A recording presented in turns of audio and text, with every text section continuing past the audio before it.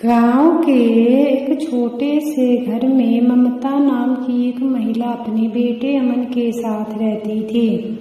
अमन के पिता का देहांत जल्दी हो गया था, इसीलिए ममता ने दूसरे घरों में काम करके और खेतों में मजदूरी करके अमन को पाला। उसके लिए उसका बेटा ही सब कुछ था।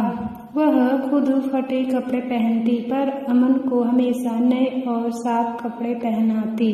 वह खुद रूखी सूखी खाती, लेकिन अमन के लिए दूध और अच्छे खाने का इंतजाम हमेशा करती। अमन होनहार था, उसने शहर से उच्च शिक्षा प्राप्त की।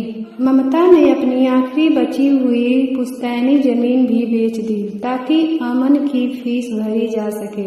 जब अमन को शहर में अच्छी नौकरी मिल गई तो वह खुशी से भर गई। उसने सोचा कि अब उसका बेटा आराम से रहेगा। अमन की शादी हुई और वह अपनी पत्नी के साथ शहर में बस गया। ममता गांव में अकेली रह गई। शुरू में अमन फोन करता था, फिर धीरे धीरे उसने फोन करना कम कर दिया। ममता हमेशा अमन की यादों में बैठी रहती, उसकी आंखों में आंसू होते, लेकिन अमन के प्यार का विश्वास उसे जिंदा रखता। कुछ समय बाद अमन की पत्नी ने कहा कि अब ममता को भी शहर ले आना चाहिए, क्योंकि वह बूढ़ी हो रही हैं। अमन उसे शहर ले तो आया, लेकिन वह उसे घर के एक कोने में एक छोटे से कमरे में रखने लगा।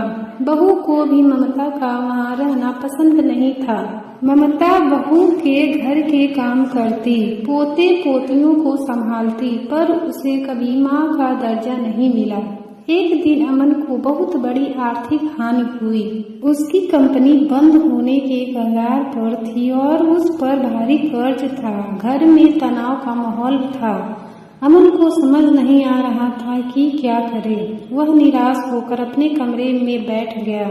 ममता ने यह सब देखा तो वह चुपचाप अपने कमरे में गई और एक पोटली लेकर आई। ममता ने अमन के पास जाकर वह पोटली उसके सामने रख दी। उसमें कुछ गहने और पैसे थे।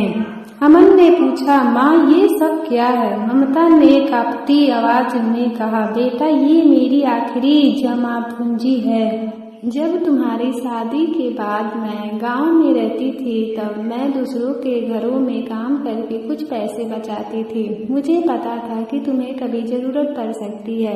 अमन यह सुनकर दंग रह गया। उसने सोचा कि मैंने माँ को क्या दिया, केवल उपेक्षा और अकेलापन, और माँ ने उसे क्या दिया, अपना सब कुछ। उसकी आंखों से आंसू बहने लगे। उसने अपनी माँ को गले लगा लिया और फूट फूट कर रोने लगा। उसे अपनी गलती का एहसास हो गया था। उस दिन अमन को समझ आया कि दुनिया में माँ का प्यार ही एकमात्र निस्वार्थ प्यार है, जो बदले में कुछ नहीं मांगता। उसने अपनी माँ से माफी मांगी और तय किया कि वह अब अपनी माँ की खुशी का ध्यान रखेगा। ममता के लिए यह उसके बेटे की माफी से बढ़कर कोई और खुशी नहीं थी।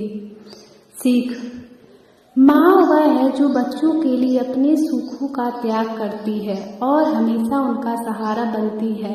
इसीलिए हमें हमेशा अपनी माँ का सम्मान करना चाहिए, उसके लिए त्याग को समझना चाहिए और उन्हें ढेर सारा प्यार देना चाहिए। धन्यवाद दोस्तों।